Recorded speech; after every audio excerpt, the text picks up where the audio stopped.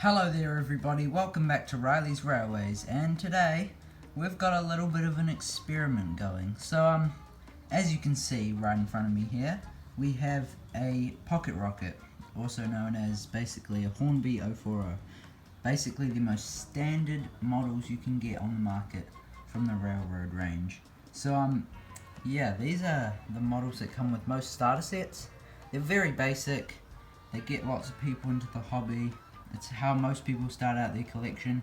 But today I'm going to be seeing how really good are they. Are they actually any decent?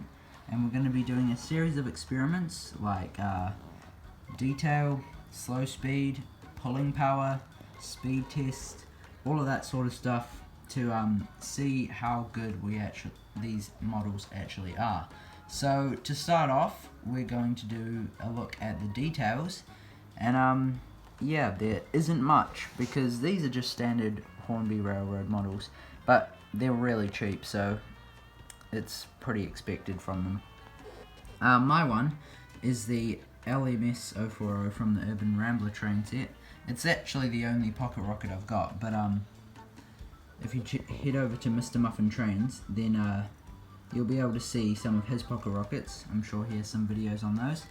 But yeah, we're just going to be having a look at the details and we'll get right into it. So, in the way of details, let's just say there isn't much on this model. Basically no cab detail, just molded on, nothing painted.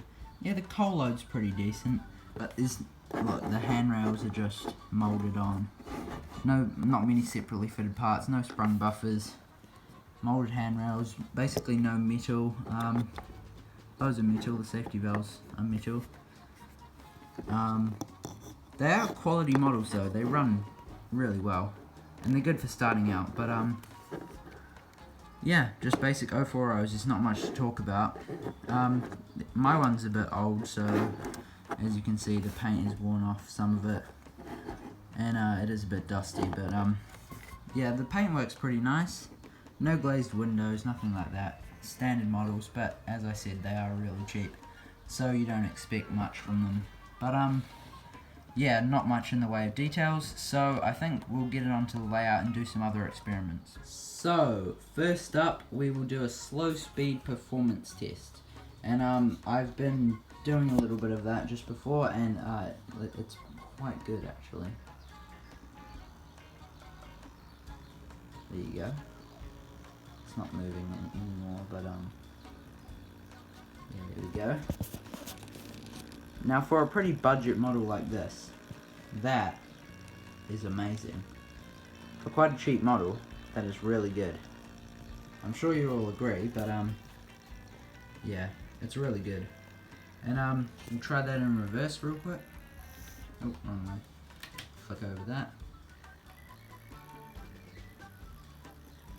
Now this is fully running obviously because I have been running this for a while, but as you can see, that is really good for a not so high quality model.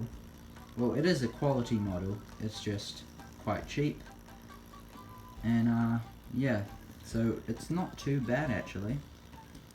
And slow speed, there's not much else to ramble on about that, so why don't we see the opposite of slow speed and we'll do fast speed. So get it going in forwards, and that's about half speed there. So yeah, they're not the quickest models, but in real life these models, well, not these models, the real locomotives in real life wouldn't have gone that fast. Okay, let me speed it up. Okay, that's it in full speed. So yeah, he's going pretty fast, but that's not the fastest models I've seen, which honestly, as long as it can pull well, it doesn't need to be fast. Because as I said, these were freight locos and they didn't actually need speed. They never went fast. So yeah, that's pretty good. And as I said, if you're trying to model stuff realistically, you're never going to run it that fast anyway. Especially if you're running it with rolling stock. And speaking of rolling stock, we're going to do a strength test. See how sturdy and well pullers these are. So I've got a couple of things lined up here. So what we're going to do, we're going to start off with one coach. Let me just put it on the tracks. Now I'm sure the little pocket rocket will manage fine. Oh, these are called pocket rockets obviously because they are small, they can fit in your pocket, and they're little rockets, they go pretty fast. But we'll try it with one coach, I'm sure it'll be fine. Yep, easy. No wheel slip, nothing.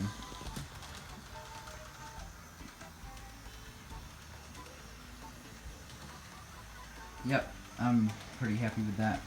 That's all that I expected. No wheel slip, nothing there.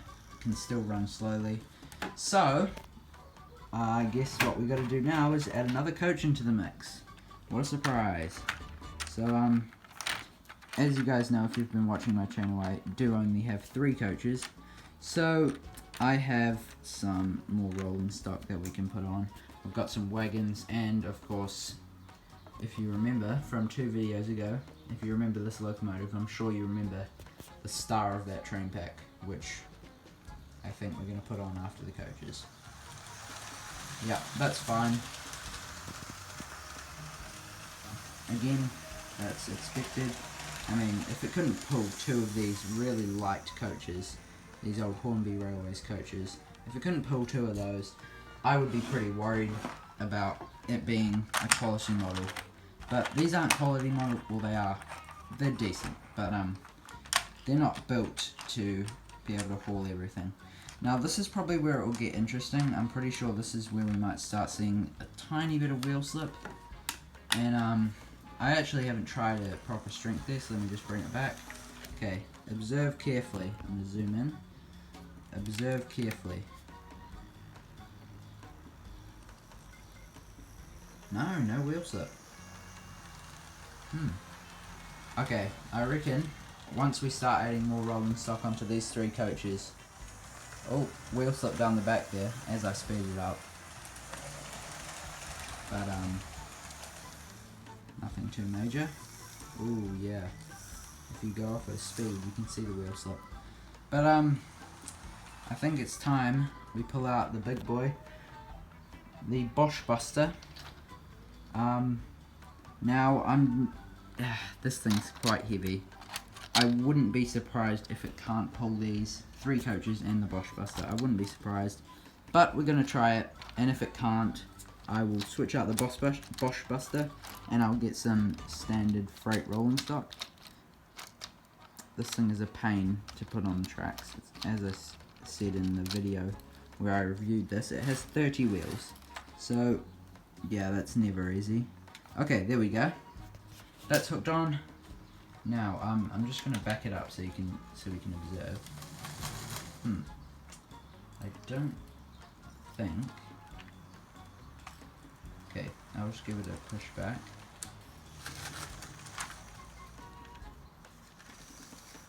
Okay, is that coupled up?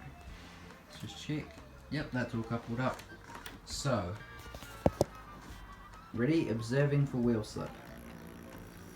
Oh yeah, that's pretty noticeable. I'm wondering if anything's derailed. Let me just check. Check for that derailment. I'm hoping something. No. I just don't think the pocket rocket can manage it. Well, try that again. Give it a little push this time. No. I think that's the max. So let me just pull this train forward and we'll take the Bosch Buster off. Too heavy. So 3 coaches, it can do that. Let's try adding some freight. Okay, I'll just put that over there for now. That bogey is out of place. See, I'm quite fussy like that.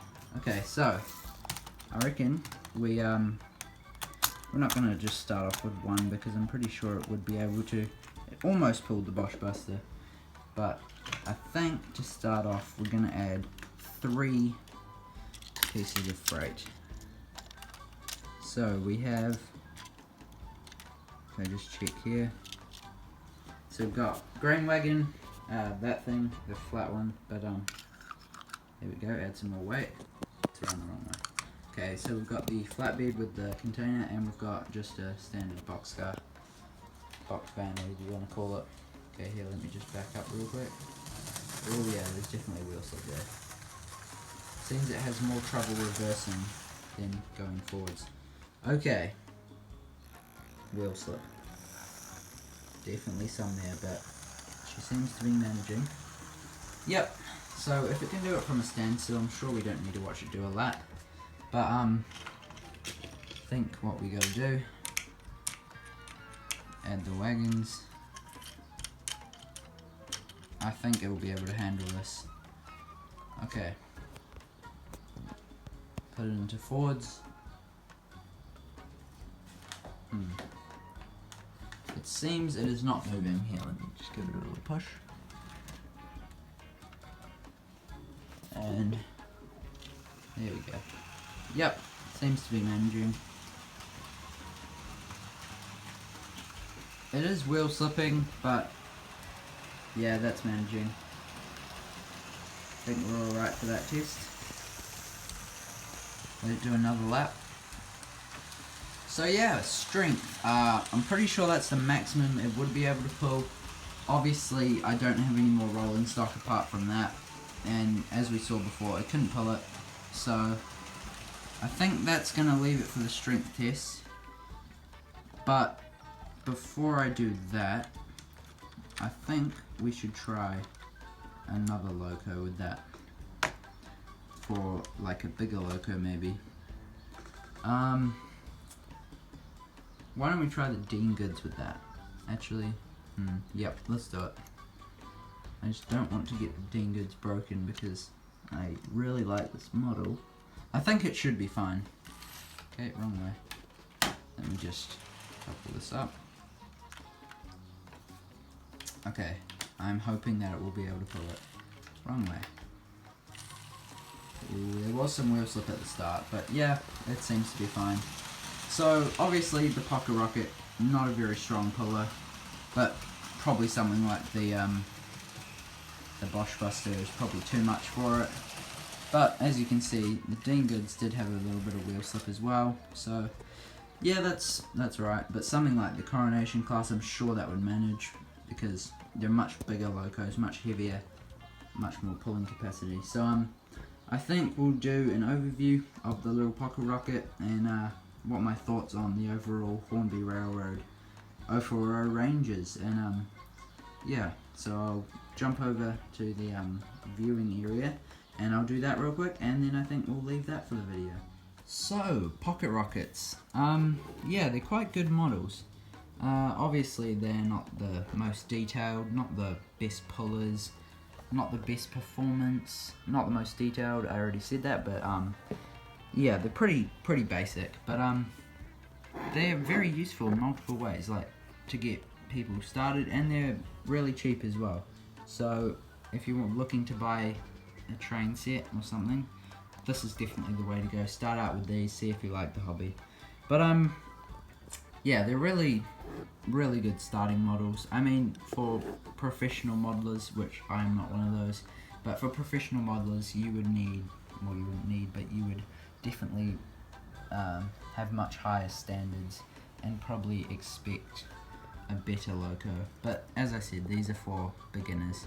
That's what Hornby intended when they were making them, I'm pretty sure. So yeah, we'll leave it at that. And yeah, at the time of filming this, when this will be uploaded, it is Christmas Day tomorrow. So if you're watching this on Christmas Eve, I hope you have a Merry Christmas, and I'll see you after Christmas or in the new year, we'll see. My uploads probably won't be as regular during the holidays because we'll be out doing things, but yep, have a Merry Christmas, have a safe holiday, and I'll see you next time.